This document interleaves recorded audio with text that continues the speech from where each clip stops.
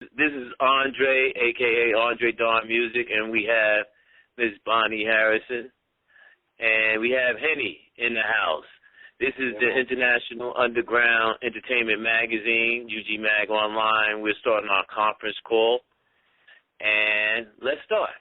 We have Neil Mack on the line also. Yeah, he's with me. He's with me on the line. We on the same line together. Okay. Hey, what's going on, man? Neil Mack, man. Henny Black, No Riders Black Entertainment, man. We bridging the gap between the young and the old, the white and the black. You dig? So that's good.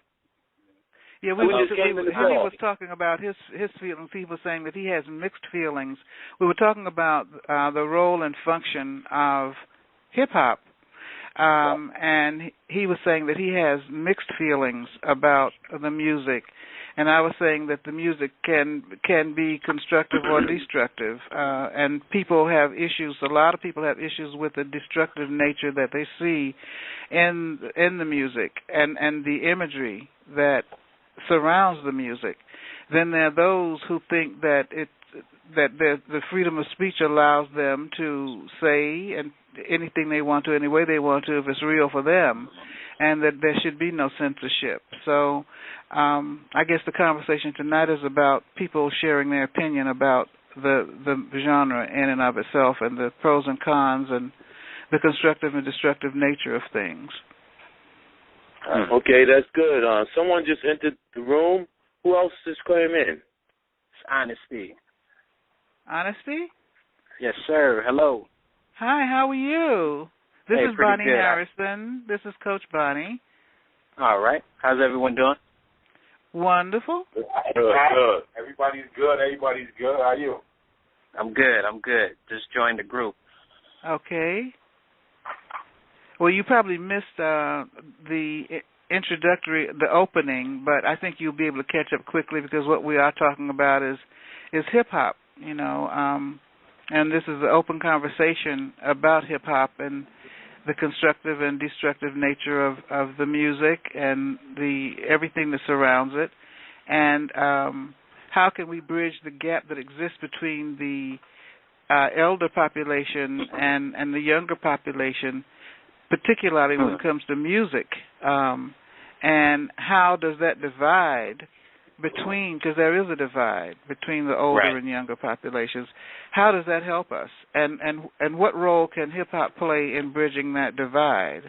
Because if a thing is not playing a constructive role in the healing and wellness process, then for me it has no relevance.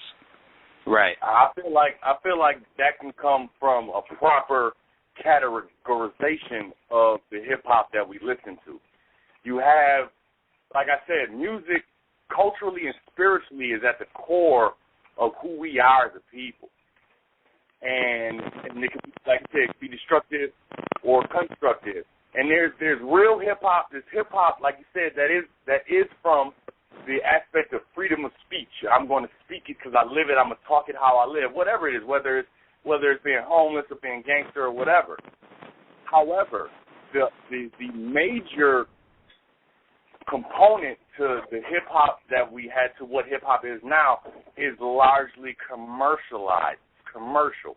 You have people who compromise their personal integrity to fulfill an image that will make them money. And they are only told that this image will make them money, not by the people whom they make the money from or whom they sell this image to, but by the people who wish to sell the image. So therefore, they're not performing hip-hop as a function of freedom of speech or a function of the aspect of trying to bring a message to their people. They're performing hip-hop as a job, as a means to make money, following the order or being molded or shaped into what they're told to be shaped into for reasons other than spiritual and cultural enrichment. Okay, so how is that person different from someone that works for the city, that works for, let's say, the Department of Social Services, or someone that works for a law firm, or someone that works in the mayor's office? How is that different? That individual different from that one? Well, they're all working for somebody, and they're doing what they're told to do, and they're getting paid to do it the way the person, because the one that pays. They have a lot more of influence than that person. Right. They more responsibility. Right. They have a larger range of people that they influence every day, and though they may not sign up for that responsibility, because if they're promoted on TV every day, they reach millions and millions of people. And me personally, I feel like if you have that reach, you should have a positive message instead of, influencing people with negativity and, shallow things like cars and money and jewelry, which we all do enjoy, but there has to be a balance, and that's been lost. Well, then I guess that gets back to the original statement I had made about the role and function of the artist in all societies. There's a function that the artist plays, and that through the artist we get a chance to remember and have a history of our culture and our lives and how we live them and just what's real for us. So if that's the responsibility and function of the artist, then the question could be, do all artists agree with that? Do they then know what that because that means there's a responsibility that goes along with that, not only that title, because it becomes more than a title when you're impacting the lives of millions of people. Right. Well, impressionable minds. I'm happy you mentioned the word responsibility, because that was a word that I was going to mention, because we do have a responsibility. We all know it's power in words. From the beginning of time, words have been one of the most powerful things besides the physical action of doing something. Okay, words have influenced people religiously, politically, through society, in every way, through music, and we know music is that universal language. And hip-hop is different because hip-hop is so one of the most blatant and direct forms of music, because we can say things metaphorically but also so directly. And you mentioned, what would it be a responsibility of somebody working for the city or in the mayor's office? I'm talking about myself and particularly in Henny Black and our particular situations as being hip-hop artists. I worked for the mayor's office for 10 years. I've been the youngest Erie County committee member elected here in New York State down here. I've worked on those political things, being a hip-hop artist at the same time, growing up in both realms of growing up either selling crack or committing a robbery, and then on the other sense of working to help pass laws, help get grant money down here, open up a program or protesting for nonviolence. I do have a responsibility. And me being in a unique position, I had to use my talents as a way not to be in front of all these people that I am influencing. I have to have a responsibility to make sure what's coming out my mouth is cohesive, is coherent, and it's not tearing down nobody, because that's premeditated thought. When you write a song, you have time to change that song and think about what the hell you're saying. And rappers and hip-hop artists try to make excuses, and they try to say, well, I was feeling this way at the time, but, you have to go get it mixed down. You have to listen to it. There's a lot of process before you put that message out. And if you take a message, you got to put out a negative message, and 10 to 20 people then listen to this message and went over this message, and then y'all decide to put it out collectively, and it's talking about killing somebody or, a girl, stripping at a club. I think that's a responsibility, And I've done those things, and I have responsibility. Like, do I talk about selling crack, or do I talk about it this way to influence the other dude? And I know firsthand what this brings about and being influenced. Because when I was backing up and I'm listening to Jeezy, and I'm influenced by that whole realm, I'm not going to listen to nothing else, because he's feeding and fueling what I'm doing. If I was in the church and I'm listening to Mary Mary, that music is going to fuel me praising God. So your music and your responsibility and what you listen to does fuel and influence what you're doing. So if you're a stripper, you're going to listen to stripper music, and it's going to influence what you're doing. But it sounds like you have a level of consciousness that you brought to the table that some of these individuals that we're talking about don't have. So if you come to the table with this level of consciousness, you're going to have a sense of responsibility. You're going to operate out of integrity and with intention, and you're going to have a commitment that you're going to live by. That's not true for a lot of people that we are talking about. And so then how do we impact them in such a way? I mean, it sounds like a re-educational process is one of the things that we have to be talking about, because how do we go about doing that when you're talking about people who don't have an investment in doing anything right now but making money? I mean, and you can't blame some of these people, for the situation, because the way it's set up. I mean, it's enticing. Me personally, I've been able, thank God, to turn down 2 different deals, where they put money on the table, but they wanted me to change my music. And I'm so steadfast in what I'm doing. I left New York. I left Cleveland. I left these deals for the state to keep my message. Because once I get on, they wanted me. They come sign me. They give me a little bread, but then they go, this album that we working on, we financing it, man. We got to change the music. You can't talk about God in every joint. You can't talk about, peace in every song. I'm like, damn, why can't I? Y'all got me out here. I ain't based off this. But now you want me to feed them and you want to change the influence because, I can influence people in the worst way. There's going to be more negative because negativity spreads faster and to make quicker money.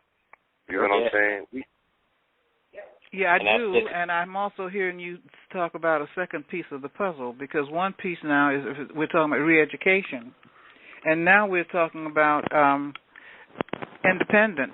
We're talking about, and then the ways to go about being independent. We've got collective work and responsibility as a principle that can get us there, but we need to be able to have instruments in place that allow us to do what you say we need to do, and not have to, because there's a contract signed and there's money involved. Now we've got to sell our souls to the devil. Right. Now, ownership is another thing, another piece of the puzzle. So we have re-education. We've identified that. Right. And now proprietorship or ownership. What do you want to call it? Proprietorship. See, now, let me piggyback off that real quick. Me and David Tariq, me and Tariq was from Ugmagonline was discussing the new wave of how we doing business right now. Okay, for all these years, I turned down 2 deals, just like I mentioned, right? For years, I've been battling. Should I, go this way with this music so I can get on quicker and whoop-de-whoop. Then when I get on, I can change and do the music I want to. You know what I mean? I know rappers that do it, They're able to put music out afterwards after they throw out the nonsense. They get signed, they can throw an independent record. But Ugmagonline in particular is opening up avenues. If you stay steadfast, you can open up avenues and have music out the way that you need to do independently and have it broadcasted and reach these millions of people without having to compromise. And you talking about sole propriety and ownership, okay, when you learn the business side of it, okay, and learn how to conduct business yourself, you'll be able to conduct business yourself, put an album out, find a distribution deal, or find funds yourself, and be able to let millions hear your music without having to compromise your integrity or throw out nonsense just to get on. Because the people that run these labels, they don't look like us. They don't come from the same places that we come from. They probably don't even enjoy this music. They understand the marketability of the products that can market it and the money that can make. Now, we understand that and be patient and take our time and to find ownership and find business and own our publishing and own our distribution and learn how to own our own production and things like that. When we go into business, we'd be better equipped to have better chips at the table to negotiate when we are presented with something. That's true. But do you think the reason we don't have that is because we don't have a plan? We as a group don't have a plan, because if you don't plan to... Pardon me. We just had 2 new callers just coming through the room. Yes. This is Fly Top from them rowdy rock boy G's. I am the representative of Mr. DR Period, the over 30 million record sold producer. I'm here. Now the game can begin. And I'm Qasim Allah, Sandy's House Entertainment. I started my own label. Tariq produced a couple of songs on my new album, Living Mathematics, and I definitely bear witness to what I was hearing about responsibility, collective work, things of that nature, and controlling our sound so that we don't negatively influence the babies. It's a great topic, Peace. Well, thank you, and welcome to the table. What we're doing is we're like serving up a meal where everybody's, it's like a potluck, so everybody brought something to the table tonight. And we hope that we end up with a balanced diet here, because we're trying to figure out how do we're all about controlling our own destinies, but we also know that we can't do it by ourselves, and we're part of a community. And there are various avenues that we can take to arrive at where we say we want to go. And first of all, that means recognizing that we have a global reality. We have a history. And I always operate from our history of pre-slavery and slavery, because that has influenced everything about the way we operate today and here and now. The attitudes and mentality that we're talking about come out of that experience. So how can we, as a group of people now, those of us that are conscious enough to recognize what has happened and what's happening, how do we join forces? Because I think that it requires creating community and co-creation. We can't do any of this by ourselves. So how do we take the strengths that we have and put it together and come up with something that's viable, that will work, and it can affect change? And we can't do that without a plan. And I think that part of our problem as a people is we don't work in community well enough, and because there's a trust issue too that we'll talk about. But indeed, yeah, there's this sense of true brotherhood, and this is one of the things I write about in my work. Black men in particular have a history, even if they don't remember it. It's in the DNA. That information is stored in our DNA. So black men have a history of brotherhood that was interrupted as a result of slavery. So those initiation rites that you all would go through as young men when you became 12, all that was aborted. But that allowed you, those rites, to connect with other brothers, to go through a process that sort of imprinted you with each other for life. And so you have, like, African brothers, for example, indigenous African brothers, when they come to this country, they can coalesce and they can pool resources, and they can have more than they would have had as individuals, because they had a chance to go through that.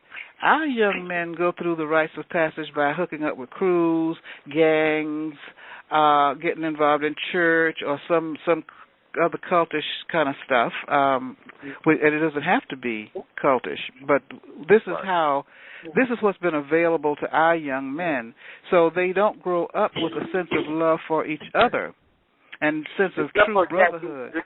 Well, I'm sorry, this is Fly Top speaking. I'm hearing everything, and I'm agreeing, and at some point I'm also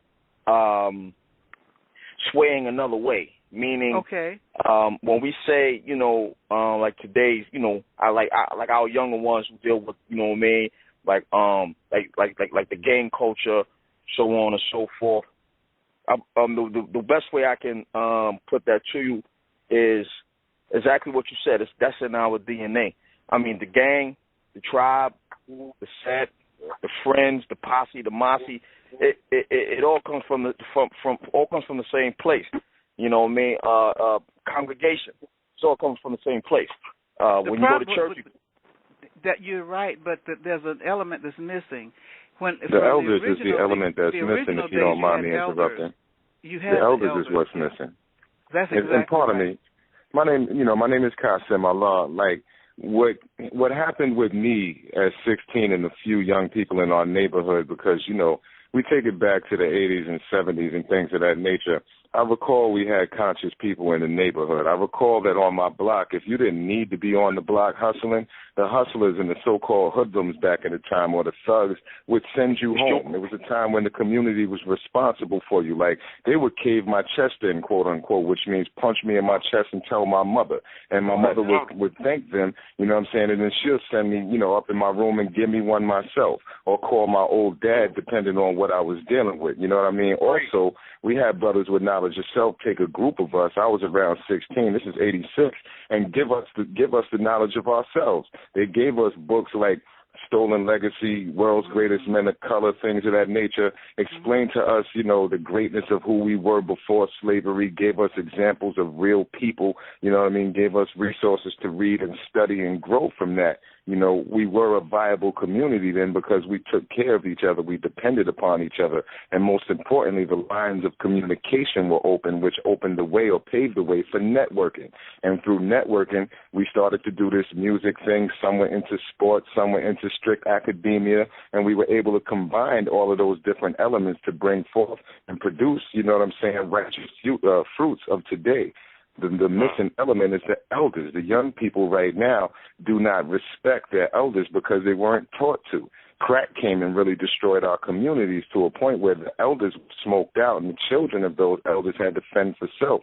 So they ended up having children while they were children, or at least in a childish state of mind. I'm in the schools now and have been for 10 years, and I'm dealing with the result of the crack baby syndrome, because the crack babies, now mind you, this was 30 years ago when they were being born as crack babies, and then they had babies in the 90s, you know what I mean, and early 2000s. So we're dealing with two generations removed from those born with those problems. So they're brought up without the education. Some of those parents are in the gangs, and like you saw in California when the entire family were in the gangs, now New York is emulating, rather imitating, that same thing. So it's hard to reach these young people because if they're not going to listen to their mothers, it's real hard to listen to somebody in the schools or an elder in the streets. And I give the same approach that I got when I was a child. I take them in my office, and on the low, I give them knowledge of self. I teach them that they're the original people. I teach them that science, history, mathematics, medicine, everything starts with you. And I show them prove it by giving them solid evidence.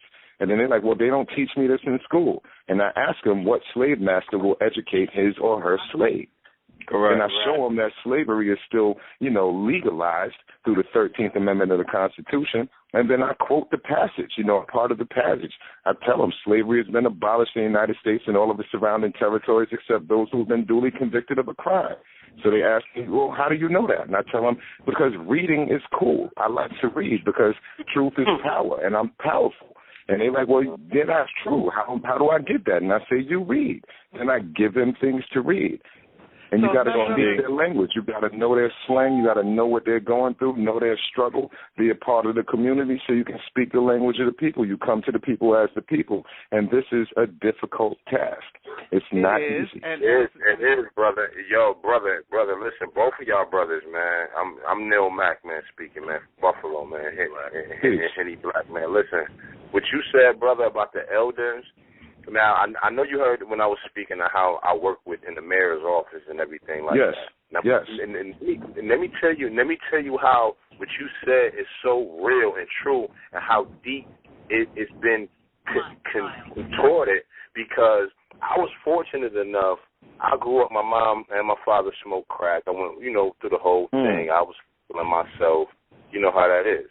I was fortunate enough to take the pieces that my parents did, that I learned from them, the good out of them. I took that and kept rolling with that, right? But at the same time, I started getting with elders that was teaching me these things, that was teaching me about my knowledge, giving me the Willie Lynch letter, you know, showing me about, you know, academia, you know, bringing me books, teaching me about politics. You know, I'm traveling all out. You know, I'm fortunate to be with work for Jim Brown, you know, that play for Cleveland Browns and L. Sharpton. Yes, sir. I've been through these things, but at the same time, these men, and I'm not talking about them particular. I'm Jim Brown. He's still good with me. He's one of the few that's real. These men that has been trying to teach you, they also deceive our young men and use us, used our energy, and used our smarts, and used our thoughts for. They would get grant money in our name. We'd get we work when I work with Jim Brown. We get Bloods and Crips from New York and California getting them to squash beef. We get a program, GED program, a $100,000 grant. These older men would steal this money, okay, and lead us in the wrong direction. So make you feel that you left the streets to do this positivity, and then you find more crooks from the church, from the masjid, from politics and community activists. So that's how it flipped again. We don't have them there, and then when we do need them there, but then the ones that are there that I've ran into, not all of them, but the one I ran into, they almost made me lose my spirit for this at a young age, because I felt like, damn, I'm thinking I'm fighting a new revolution, a new age Malcolm X movement, a new age Martin Luther King, and I'm being deceived by these black men and women in these positions that's supposed to be teaching us and leading us into the right direction. So on both ways, my brother. Yes, sir. Yes, sir. That was my experience in the NAACP when I was 16, 17. I was the president of the youth chapter. We had black people city council in New Rochelle. So I told the senior chapter, let's form a march. And they said, let's ask the city for permission and permits. And I said, you won't get anything by asking anything. So we in turn listened, surprised. And then we had some marches, you know what I mean? And we got them, we got 2 black people on city council in a couple of years. But we got pimped, you know what I'm saying? They got so much money off of that action, so much press off of that action, and did so many things for themselves, you know what I mean? Gave us a little trip, or what have you, with a little plaque. But we didn't see anything, you know what I'm saying, that was geared. The money that was generated could have been used in the community to give programs to the youth, but it stayed the same old NAACP. But then you also have to look at who is spoon feeding your organizations. You know what I'm saying, and why they quiet on certain situations, because who are their masters? You know what I mean? I don't mean this because I never thought I'd see a black president growing up. I was born in 1970. I've been struggling my whole life. You know what I'm saying? But I also have to take a minute to think, well, who is our president? You know what I'm saying? His masters. Who's pulling his strings? He's Pinocchio. Big policy. You know what I'm saying? Right. This conversation, because I want to keep us focused a little bit here, because the conversation that we're having really is a conversation that I think is the conversation that our youth have had in their head at least, and they know the contradiction. They've seen the contradiction. I can speak to it. I'm probably older than anybody online, and I can tell you the stories that will surpass some of the stories that you've experienced, and it's a sad thing. But I think our youth know that there is a contradiction in the system, and so they created their own. Yes, they do. My role is my thing is this: it is our responsibility as the adults to create, not only to create, but we're supposed to, number one, teach our children how to survive in the world, number one, and we're responsible for providing safety for them as well. We dropped the ball. I'm not talking about the reason we dropped it. There's all these socio-political reasons we dropped it, but the bottom line is we dropped it. We did not leave a legacy for our children that allowed them to have be self-directed. We didn't leave them the kind of legacy that allowed them to come into the world knowing they were going to run and own businesses. We didn't have, for whatever, we had many reasons that we didn't do that as a group. So when our youth looked around, there was nothing there for them to hold on to, and they, like all children, will say, well, okay, if my parents aren't doing what needs to be done, then I better do it, because it's guilty. Feeling out of control when you know you're out of control, but there's nothing you can do about it. Nobody's stopping you. So we have to take responsibility for the fact that we failed somewhere along the line for all those reasons that we know. And now where do we go from here? Because the young rappers, as far as I'm concerned, are doing what artists do. That's what we have to do. Out. That's their job to get the message out. We don't like the language they use, and we don't like the imagery. But how do we can I interject? Go about benefiting? I'm about to say the same thing. I just came into this conference, whatever, like that, and I'm listening. My name's AC, by the way. Hi, everybody. AC, Yes, how you doing? Wonderful. How are you? Finding yourself, I'm sitting here listening to y'all talk about as far as the youth. I'm probably the youngest one on this whole conference. I'm 21 years old, and yes, I am an artist. And I feel as if it's like, yeah, we know that we're being lied to. We know crookeds and scams, but at the same time, nothing new happens under the sun. So as far as me being 21, trying to pull off that whole 90s era, the whole 90s vibe, when we were more creative to do whatever we wanted to do, it's not that we're trying to be rebellious. It's just that we feel that for all these years we've been lied to. I mean, statistically, growing up in the era that I grew up in, honestly, we all came from broken homes. We all had shattered families. We weren't really taught much. And then from that generation, now we have this new generation of kids because babies, which was us, are having babies, which is the new generation right now. And the problem is it's all about generational curses and blessings. It's not that we don't know what's going on. It's just that sometimes you don't want to know what's going on because you already is living through hardships in your own life, so you don't want to hear about what's going on in the world because as far as you know, you're young, we're going to live life, and we're already messed up in our own kind of world. So it's like, what do you do but make yourself a gimmick in this whole industry, make yourself look cool and promote because that's where the money's coming from.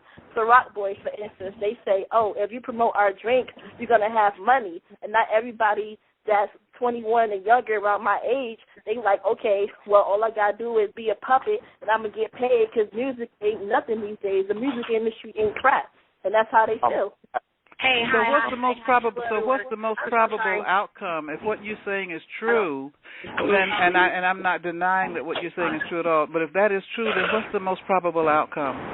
The most probable outcome is for adults, as far as you guys, to really show us the way as far as leadership and show us business, because we all believe that we have talent. But just because we have talent, that don't mean we're really ready to put ourselves out there because, honestly, whether it's a movie or music, you're promoting some kind of message, whether it's voluntary or involuntary. So we need people that's actually going to be like, you know what I'm saying, hey, I'm in my 40s, I'm in my 50s, and I'm not talking about pimping hoes around, or I'm not talking about drugs, money, and sex.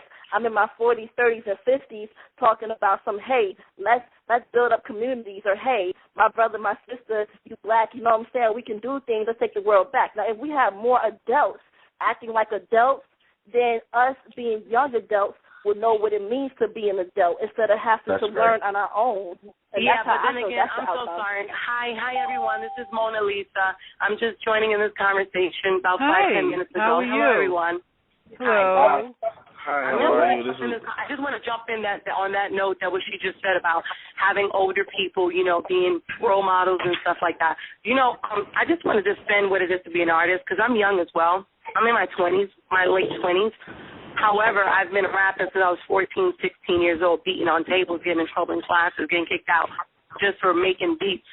Because one thing I want you to understand, the 21-year-old, and even though the lady I'm talking to now, it has nothing to do with the fact that somebody else understands the business.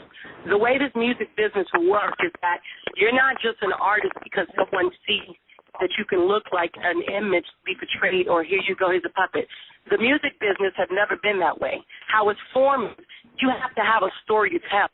If you came from the streets, if you representing something and you went through a struggle, this is what hip-hop means. Hip-hop doesn't cater to suckers. Hip-hop doesn't cater to people who want a handout. Hip-hop is something that you go out and you make a noise. That's you make a sound. You be the person. You be the voice. You be the person. Everywhere you go, oh, I'm checking for Mona Lisa. What is she rapping about? But this is her life story. This is what she really went through. A lot of rappers come out saying every day, yeah, I'm a rapper. I'm this, and I'm going to spit a couple of bars, but did you really live that life? It's not that easy. That's right. Come out, you represent who you really are, the struggle. Hey, you know, by the way, I was like, 17 when I remember seeing Rick Ross trying to grind and trying to get in this industry, being backstage. I saw Trina had people run behind her in a limo. But once you start making yourself vulnerable to different people, or not just to say, per se, Trina, but anybody in this music business, you have to be a more like a poker face kind of person, but yet you're making music for the fans. The music business doesn't cater to people who really care about their feelings. You can't never get your feelings involved because this is a business. And as long as you understand that, so so be it. Whatever you go through, hey, you put that behind. That's your personal life. When you come out, you make music. You put out records that people can really still understand. Who is this person? What is this we're listening to? Like, you know what I mean? Like, you make a stamp for yourself. Every artist has a story to tell. You're going to have 40 people come out and say, yeah, I'm a pimp, couple of hoes. I'm a pimp, because that's their life. You can't go and pull I don't agree with that. Tell them, I don't really. Well, you know what? This is what the business is. This is what it's always been about. Russell Simmons and Run DMC. Run DMC have never been Run DMC until they came out with the records and they came out rapping, and then he became a reverend. But he had never been a reverend before that. When you come in the music business, you evolve. You become whoever you are. You grow in the business, and then you don't. Of course, it's up to you if you want to be a puppet. I agree with you. You can either accept that you want to be a puppet, or you accept to be a boss. You pick one. When you're in the position, when you're given an opportunity, and you're supposed to put out music, you put out the best music you can to sell.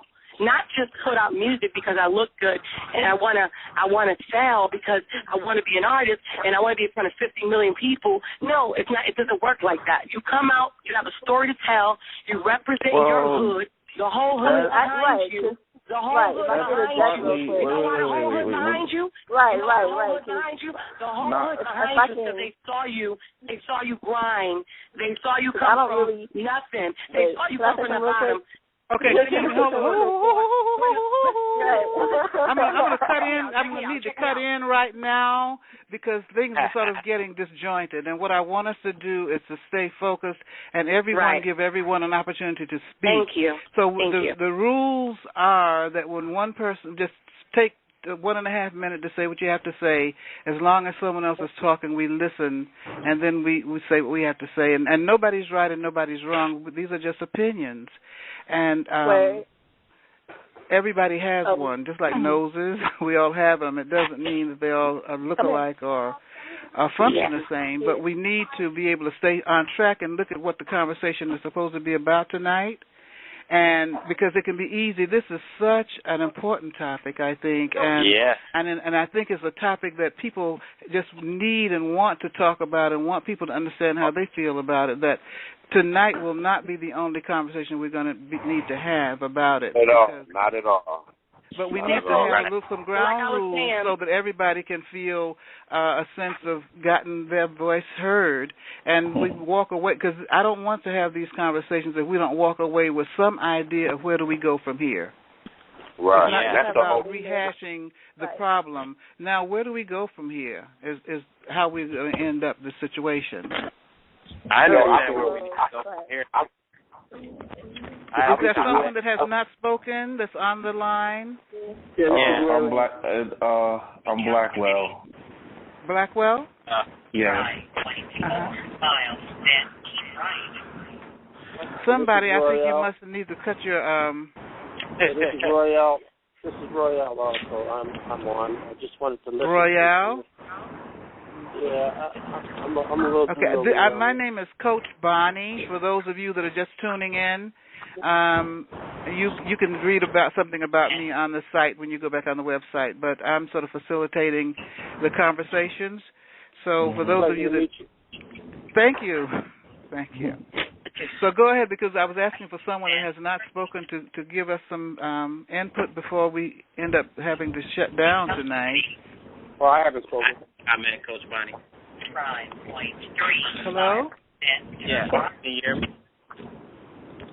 You know, I think someone needs to probably turn down their volume because we're getting feedback and it's kind of hard to hear what somebody's saying. Yeah. Can you guys hear me? That's a little bit. That's better. Mm-hmm.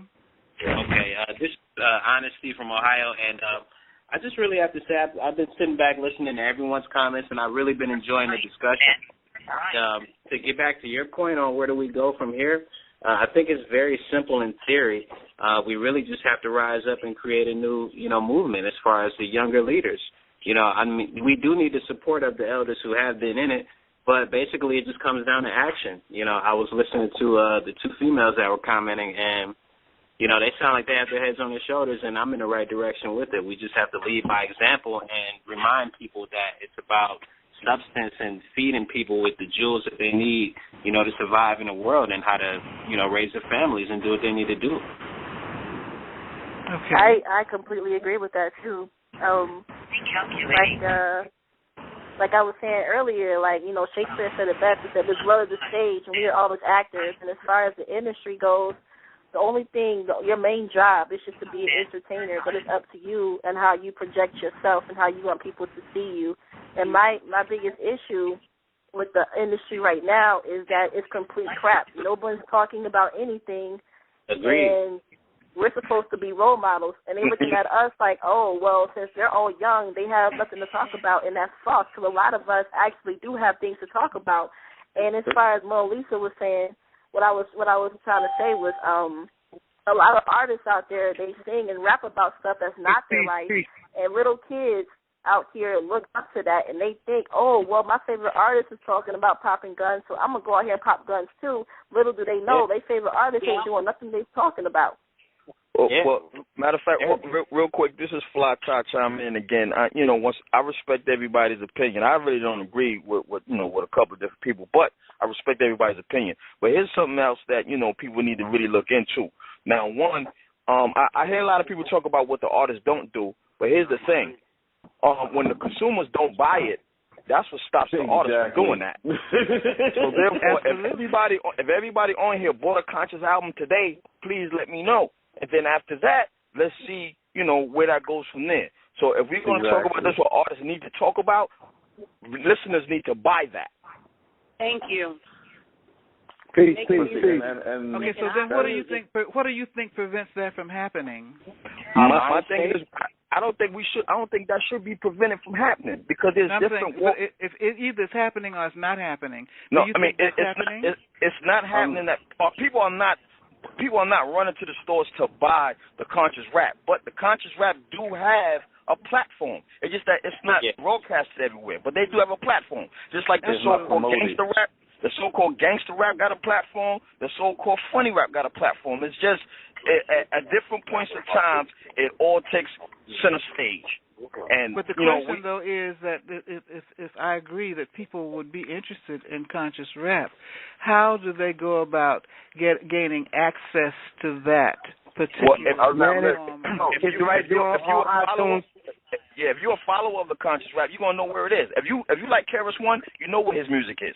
If you like X-Clan, you know where their music is. Kashima Allah, you know where his music is. You see what I'm saying? But if you're trying to bridge the gap, but if you're talking about bridging the gap between younger and older people, there are going to be older people that are not going to be aware of that information. They're not going to have that information. So how do you bridge the gap with the music? Can I answer that question, please? And I mean, this is Neil Mack again, man. And saying what you're saying when I'm talking about bridging the gap between the young and the old and the white and the black. Exactly. Let me give you just an analogy of answering your question on where can we get this music from and why people not running to the stores to get this music. I'm gonna give you something. All right. We have the first all-black video game that was ever created in the world for Xbox 360, my business, okay? The Griot Nation, No Riders Block Entertainment, Energize Entertainment, okay? The first all-black independent video game company, okay? We are promoting right now, as we speak, the first all-black college football video game that's ever created all by African Americans, not just putting a face like Def Jam Vendetta, putting a black face on it and selling it. No, I'm talking about video game developers that's African-American men and women that develop the video games, all the codes and everything that you see, just like Mac. All right? We are on the show. How does that relate to the okay, let me finish. Let me finish because I'm giving you an analogy and answering your question so everybody can get a different perspective on my perspective on it, okay, and a whole different perspective on it, okay?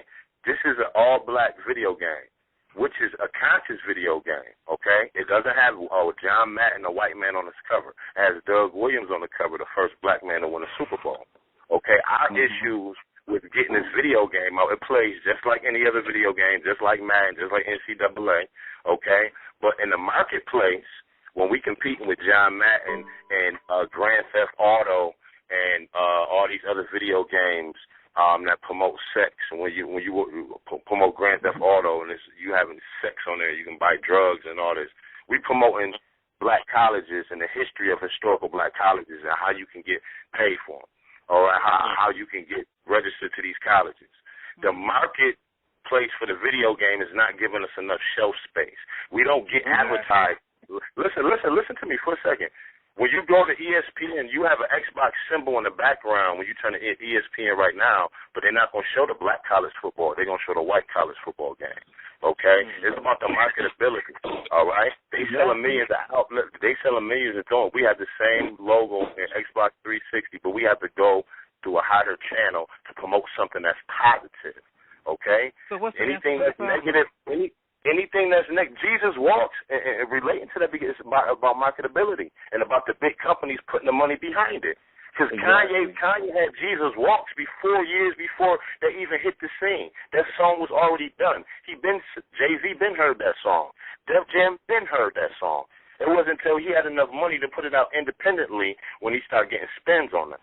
Okay? Nas got an album called Nigger. They made him change his album cover. I mean, the name of the album, but he's talking conscious. Him and Ziggy Marley just came out with a song. You can try to go to these other places, man. If you got the right promotion, it's gonna come out. Okay? They gonna promote. They gonna promote. Put $100 million behind 50 Cent because he's talking about bullshit. Now they're talking about positive. They're going to put $3,000 behind it and promote it. Exactly. Okay, but the question still remains, my brother. Can I interject real quick, please? Can I interject for a second, please? Listen, this is Fly Tie. I just need to say one thing. With my brother that was just speaking, because like I was at Def Jam. I had Def Jam biggest record that they ever made before Kanye came. So what you're saying is absolutely correct. But now here is the flip side to that coin. Flip side to that coin is, for example, you have a rapper like MF Doom. He gets no promotions, but he sells out every single show. How is that? Exactly. And that's my question.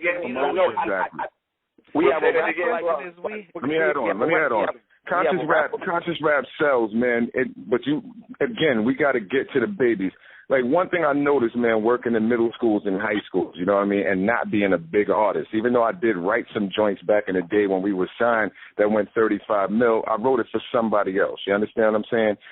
But when I spit with the young people and they see me spit freestyle, like authentic, off the head, can actually rhyme, you know, without writing it and thinking a couple sentences before you speaking, you know what I mean, what you thinking, you understand what I'm saying, freestyling, or just dropping some conscious joints on them and they see it happen. You understand? When they see the process, the young people gravitate towards it. When they hear the righteousness, they gravitate towards it. They like it. And young people are selling my album right now in the schools. You don't know how much staff is running around listening to Living Mathematics right now, going to my website and downloading it right now, copying it off me when they see me. You know what I'm saying? Albums, you know, the album release party, listening parties are packed. You understand what I'm saying? With people singing the songs with us. The problem is the industry purposefully does not play that music. BET purposefully will not play anything new. I got Brand Nubian on my joint right now. You understand what I'm saying? Nobody is trying to play that, you know what I'm saying, save for internet radio and things of that nature, because they have a mandate not to play conscious music at this point. Because the prison industrial complex right now, remember, you have police working in schools. When they get into a fight, they don't get suspended. You know, they get kicked out of school, superintendent suspensions, but it begins with an arrest. So the first thing they're doing is building a record, you know what I'm saying, on them, indoctrinating them into the system, desensitizing them to arrest. I've watched my babies from 11 to 14 go out in cuffs laughing. When we were children, we were crying when they put the bracelets on us. They see jail as a rite of passage. And then when the rappers rap about it and Get Rich or Die Trying come on TV, on BET, they play that in regular rotation. When they play Blue Avenue and all them drug movies and gangster movies, you know what I'm saying? This is what these children become mentally. You know what I'm saying? They become that mentally, so they live it out in their physical existence, and they check for it. Once they're exposed to something that's righteous, that relates to them, and they relate to it, when they hear their struggle and they hear us coming out of it without selling a drug, like check. Look, I teach also in juvies, right? And here's one of the jewels I give them. Go to Staples, get 2 packs of paper, 500 apiece, all right? Split them in 3 columns, you know what I'm saying? Go on to Microsoft Word, split the design into 3 columns, the format, drop 1 verse, 3 different verses in 3 different columns, right? Print them out, all 1,000 sheets, right? You laminate them, put a hole in it, and put a string in it. And I asked them what they made. They made a bookmark, right? Now, this costs you about $50. You sell each of them for $1. You know what I'm saying? Now, you got 3 rhymes on 1 sheet of paper, 1,000 sheets of paper. I tell them, do the math. How much money do you make? They're like, yo, that's $3,000. How much did you spend? I spent about $50. So you just profited $2,950, all right? Crack don't turn over like that. Guns don't turn over like that. Mollies don't turn over like that. Then they say, yo, that's the new hustle. And I'm like, the hustling your intelligence. Just like that. Exactly. Just like that. Exactly. All you got to do is tell the babies and they will do it. Okay, the thing that you are talking about is very real. And you're talking about really a process. But what we need to look at also is that the way you're talking about your intervention, and that's what it is, an intervention, is you're in the school system and you're working with the youngsters in the schools. But everyone's not in the schools. So how do we come away from this conversation tonight? We have 2 minutes, actually, believe it or not. We're not in the schools, but we're in the streets. I'm in the school. I work in the school. What do we need to do as a group of people? What can we do as this group of people on this phone conversation tonight? What can we do tonight to commit ourselves to the process? Let's network. That's what we got to do. We got to network and keep in contact. Man, my number is 716-228-5377. Yo, my brother that was why don't we do it like this? All right. Would you write down? You could write down my email address. Okay. Or you could write down the email address for Ugmagonline, and email your contact information there, and we can then they can send it out to all of exactly. Ugmagonline.com, correct? I would like to respond. What's your name, man? The one I was talking about, man. I'm Bonnie Harrison. I'm Coach Bonnie, and if you want to send something to me specifically, you can send it to Bonnie, BONNIE, NYC65 at yahoo.com. And my information is on the website, too, with Ugmag. Because we need to follow up, and I'd like to, if you can get the information back quickly, then what I will do is I will just send a little email out to everybody, and making sure that people... AOL? Pardon? What was it, Bonnie? Say your email address again, sis. No. Mine is Bonnie, BONNIE, NYC65 at yahoo.com. BONNIE, what, 65? I lost that. BONNIE, Bonnie, NYC, like New York City, NYC65 at Yahoo. Got you. I'll hit you tonight. We're going to continue this way. We're going to continue this conversation on our radio show. Yeah, because we got a radio show, too, man, syndicated show, man, out in the UK, Dallas, Baton Rouge, here in Buffalo. You know what I mean? We talk about the same topics, man. You know what I mean? Great. I'm on UT Mag, too. You know what I mean? They, Tariq and them, they know me, man. And, I'm Neil Mack. You can check us out. And we can continue this, even on our radio show, too. And we can play y'all music on our radio show, too, man. You know what I mean? Well, I think that's going to be a way that we're going to have to make the breakthroughs. Whatever media we have to use them. And this whole re-education process is what we're going to have to set up to put our youngsters through. I remember during the days of political education, going into people's homes, and I go back many years. But we're going to have to do something, and we know the problem. But what do we do about it is the question. But you just said the key, education. But we're not talking about education in the school system. We're talking about unification and us spreading that education. Like the guy said earlier, bridging the gap, because that's the key. All right. Well, I am so happy we had this conversation, and we'll have this each week at the same time, the same station. So are there any of you online tonight that think you'll be back next week? Yep, man.